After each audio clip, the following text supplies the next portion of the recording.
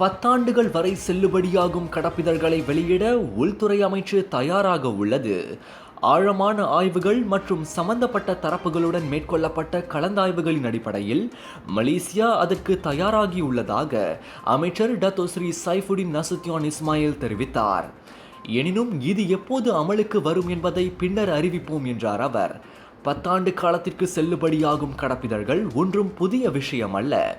ஏற்கனவே Thailand, Singapore, Indonesia, Philippines போன்ற அண்டை நாடுகளில் பழக்கத்தில் உள்ள ஒன்றுதான் என அமைச்சர் சொன்னார்.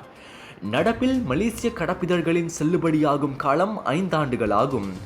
இதனிடையே பாதுகாப்பு அம்சத்தில் மலேசிய அனைத்துலக கடப்பிதழ்கள் உலகளவில் 12வது இடத்திலும் ஆசியாவில் 5வது இடத்திலும் இருப்பது நமக்கெல்லாம் பெருமையே என சைஃபுடின் கூறினார்.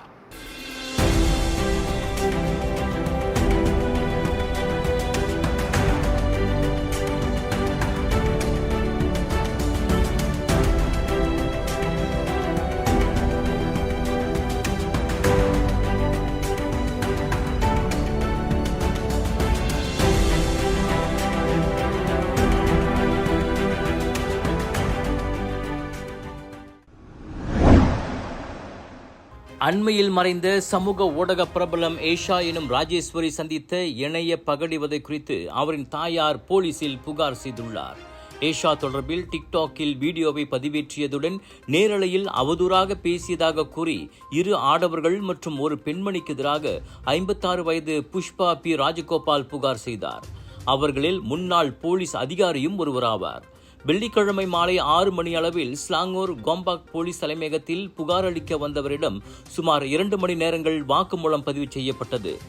சம்பவம் நடந்த இடமான கோம்பாக் செத்தியா பிபிஆர் அடுக்குமாடி குடியிருப்பு ஸ்தாபாக் போலீஸ் நிலையத்தின் அதிகாரத்துக்குள் வருவதால் புகார் அங்கு மாற்றப்பட்டது. அம்மூவரின் எல்லை மீறிய தொல்லையால் ஏஷா 2 முறை நெஞ்சுவலிக்கு ஆளானதாக போலீஸ் நிலையத்திற்கு வெளியே செய்தியாளர்களிடம் புஷ்பா கூறினார். டிக்டாக் நேரலையில் என் மகளை பற்றி மிகவும் தவறாக பேசியுள்ளனர். ஒரு தாய் என்ற முறையில் என்னால் அதை எப்படி தாங்கிக் கொள்ள முடியும் என அவர் கேட்டார். என்னை போல் இன்னொரு தாயும் இதே வேதனையை அனுபவிக்க கூடாது. இணைய பகடிவதை நிறுத்தப்பட வேண்டும். குற்றவாளிகளை நீதியின் முன் நிறுத்த போலீஸ் நடவடிக்கை எடுக்கும் என தாம் நம்புவதாகவும் அவர் சொன்னார். ஏஷா மரணம் தொடர்பில் போலீஸ் இதுவரை ஒரு பெண்ணையும் ஒரு ஆடவரையும் கைது செய்து விசாரித்து வருகிறது. டிக்டாக்கில் 2 நபர்களால் பகடிவதைக்கு ஆளானதாக போலீசில் புகார் செய்த மறுநாளே ஏஷா உயிரை மாய்த்து கொண்டார்.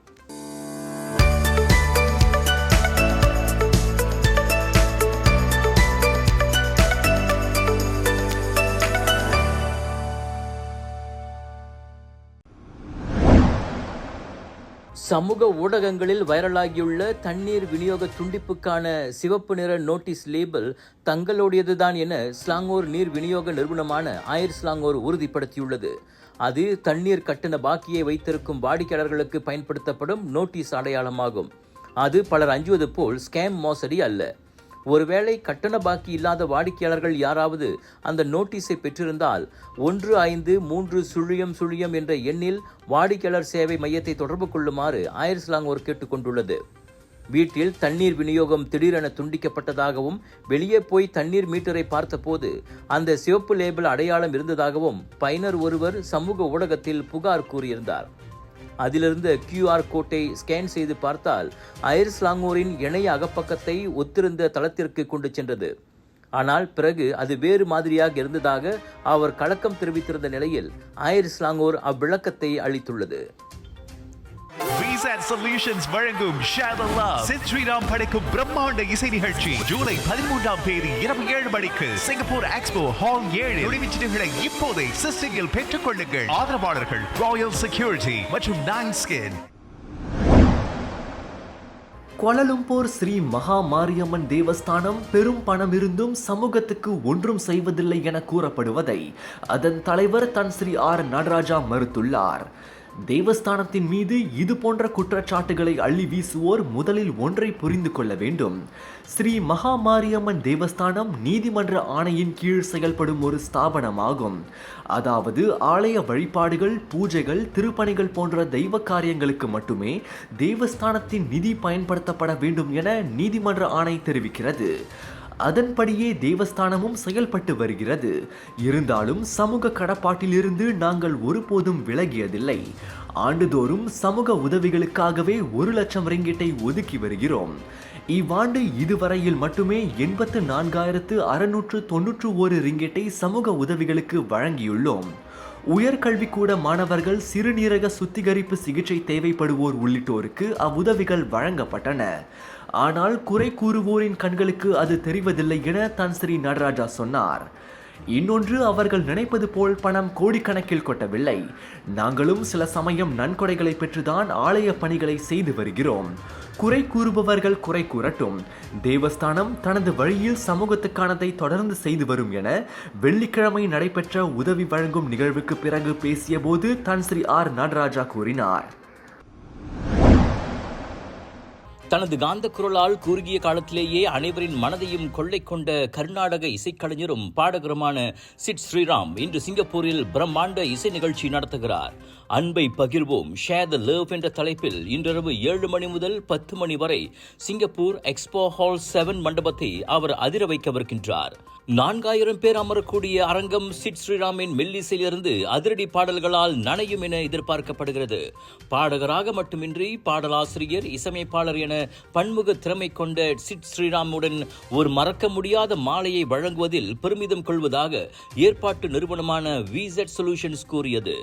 வெறும் 34 வயதிலேயே இசைத்துறையில் பல்வேறு உச்சங்களை தொட்டு வருகிறார் சிட் ஸ்ரீராம்.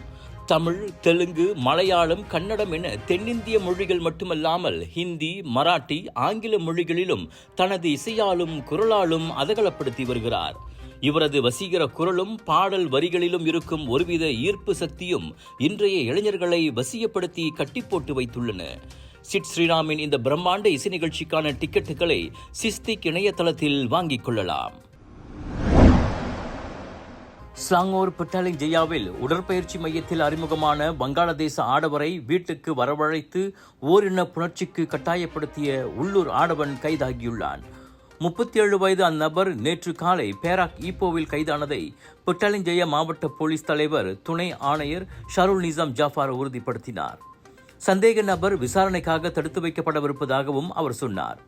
வீட்டுக்கு வா, பேசிக் கொண்டிருக்கலாம் என்று அழைத்த நண்பரின் பேச்சை நம்பி போன போதே 25 வயது அந்த வங்காளதேச இளைஞர் ஓரின புணர்ச்சிக்கு ஆளாகியதாக போலீஸ் புகாரில் தெரிவிக்கப்பட்டது. இயற்கைக்கு மாறான உறவை குற்றமாக வகைப்படுத்தும் குற்றவியல் சட்டத்தின் 377B பிரிவின் கீழ் விசாரணை அறிக்கை திறக்கப்பட்டுள்ளது. Just watch me. Charge! Keeping you and your loved ones safe indoors with Nano EX technology. Panasonic. சுமார் 7 மாதங்களாக நடைபெற்ற திருமணத்திற்கு முந்தைய ஆடம்பர கொண்டாட்டங்களுக்கு பிறகு இந்தியாவின் பெரும் கோடீஸ்வரர் முகேஷ் அம்பானியின் மகன் ஆனந்த் அம்பானியின் திருமணம் மும்பையில் மிகவும் பிரம்மாண்டமாக நடந்தேறியுள்ளது. ஆனந்த் அம்பானி ராதிகா மர்ச்சன்ட் திருமணம் 16,000 பேர் அமரக்கூடிய அம்பானிக்கு சொந்தமான ஜியோ உலக மாநாட்டு மையத்தில் நேற்று 1000 பிரமுகர்கள் முன்னிலையில் விமரிசையாக நடைபெற்றது. திருமணத்திற்கு வந்தவர்களுக்கு சிவப்பு கம்பள முறையில் வரவேற்பு அளிக்கப்பட்டது.